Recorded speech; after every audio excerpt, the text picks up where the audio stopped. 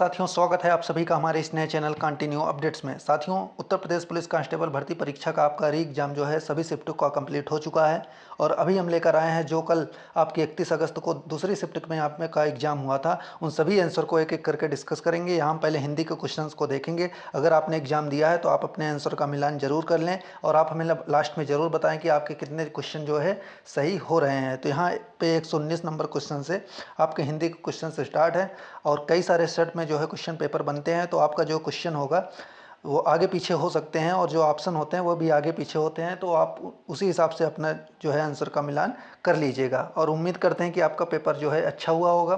तो चलिए वीडियो को शुरू करते हैं। तो यहाँ पे 119 नंबर क्वेश्चन में आप देख पा रहे होंगे कि मुक्तिबोध के लिए जैनेन्द्र कुमार को किस पुरस्कार से जो है सम्मानित किया गया था। तो इसका सही उत्तर आपका हो जाएगा साहित्य अकादमी पुरस्कार, यानी सी ऑप्शन आपका करेक्ट हो जाएगा।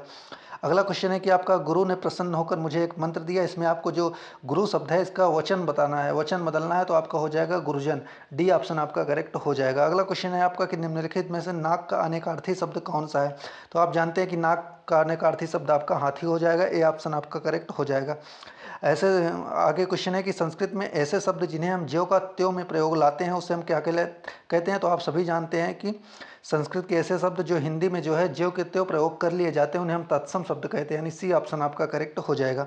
अगला आपका मीन का पर्यायवाची शब्द पूछा है, तो मीन का मतलब मछली से होता है, यानी इसे हम मत से बोलते हैं, यानी ए ऑप्शन आपका करेक्ट हो जाएगा। अगला क्वेश्चन है आपका कि सर्प, मेघ और हरिण किस शब्द के जो है अनेकार्थी हैं। ये आपके सारंग शब्द के अनेकार्थी हैं, यानी सी ऑप्शन आपका करेक्ट हो जाएगा। आगे पूछा है कि हजारों लोगों ने उसे देखा है। इसमें आपका विशेषण पूछा है, तो विशेषण आपका हजारों हो जाएगा, यानी सी ऑप्शन आपका करेक्ट हो जाएगा।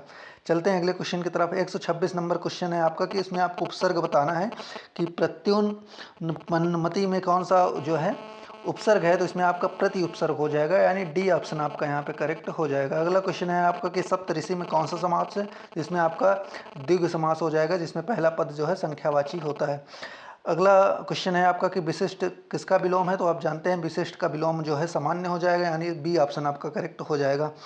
अगला क्वेश्चन है आपको इसमें शुद्ध वाक्य का चयन करना है। तो शुद्ध वाक्य जो हो जाएगा आपका हो जाएगा ए ऑप्शन आपका यहाँ पे करेक्ट हो जाएगा। बंदूक एक उपयोगी शस्त्र है, लेकिन बंदूक आपका एक अस्त्र होता है, शस्त्र नहीं होता है। तो इस पर जो है आयोग जो है इसको चैलेंज किया जा सकता है इस क्वेश्चन को।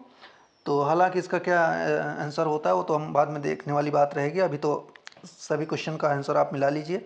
आगे क्वेश्चन है कि ऊँट के मुंह में जीरा मुहावरे का अर्थ है। तो ऊँट के मुंह में जीरा, इसका अर्थ हो जाएगा बहुत अधिक खाने वाले को बहुत कम देने, यानी सी ऑप्शन आपका करेक्ट हो जाएगा।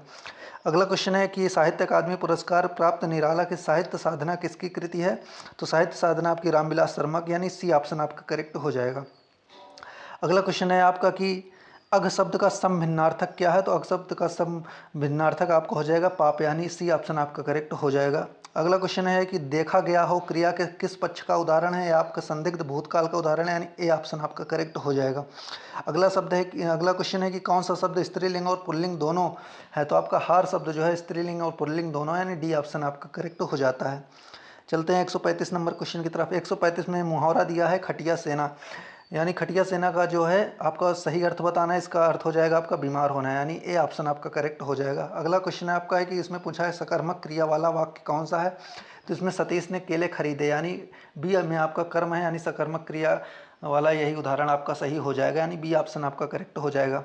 अगला क्वेश्चन है आपका कि इसमें आपको समास बताना है कि शास्त्र प्रवीण महाविद्यालय में पीताम्बर धारण करने आते हैं। इस वाक्य में तत्पुरुष समास कौन सा है। तो तत्पुरुष आपका शास्त्र में प्रवीण, यानी सी ऑप्शन आपका तत्पुरुष समास हो जाएगा। अगला क्वेश्चन है आपका कि हस्ती शब्द का सम भिन्नार्थक क्या है। तो हस्ती शब्द का सम भिन्नार्थक आपका हाथी हो जाएगा, डी ऑप्शन आपका करेक्ट हो जाएगा। आगे पूछा है कि चरण कमल बंदो हरिराई में, इसमें चरण कमल में हो जाएगा रूपक अलंकार हो जाएगा, यानी ए ऑप्शन आपका करेक्ट हो जाएगा।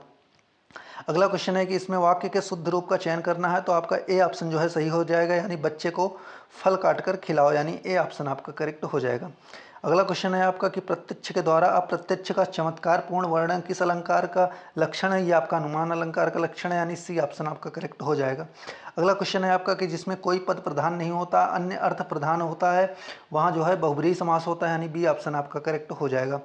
अगला आपके इसमें पूछा है कि हिंदी वर्णमाला में स्वरों की कुल संख्या पूछी है, तो स्वरों का अगर हम अयोगवाह को भी मिला लेंगे तो इसमें 13 सही हो जाएगा, नहीं तो इसमें 2 आंसर जो है, ये भी चैलेंज करने वाला क्वेश्चन है। तो इसमें आयोग क्या सही मानता है, ये देखने वाली बात रहेगी।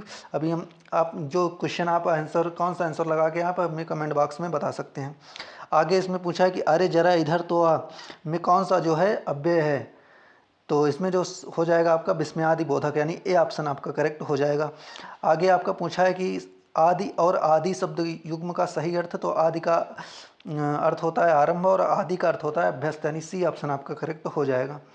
चलते हैं 146 नंबर क्वेश्चन की तरफ। 146 नंबर क्वेश्चन में आपका तत्सम शब्द पूछा है, यानी साखी का जो है मूल तत्सम शब्द क्या है, ये आपका हो जाएगा साक्षी, यानी डी ऑप्शन आपका करेक्ट हो जाएगा। आगे है कि पेड़ से आम गिरे में निम्नलिखित में से कौन सा कारक का प्रयोग हुआ है, तो इसमें आपका अपादान कारक का प्रयोग हुआ है, डी ऑप्शन आपका करेक्ट हो जाएगा। अगला क्वेश्चन है आपका कि पूस की रात कहानी के रचयिता, ये आप जानते हैं कि प्रेमचंद्र जी हैं पूस की रात के रचयिता, सी ऑप्शन आपका करेक्ट हो जाएगा। आगे है कि उत प्लस आहार के योग से निम्नलिखित में से कौन सा शब्द बनेगा, तो उत प्लस हार मिला के बनता है उद्धार, यानी बी ऑप्शन आपका करेक्ट हो जाएगा। ये लास्ट क्वेश्चन है हिंदी का कि जिसके हृदय में ममता नहीं है, वाक्यांश के लिए एक शब्द, तो आपका हो जाएगा निर्मम, जिसके हृदय में ममता नहीं है, यानी बी ऑप्शन आपका करेक्ट हो जाएगा।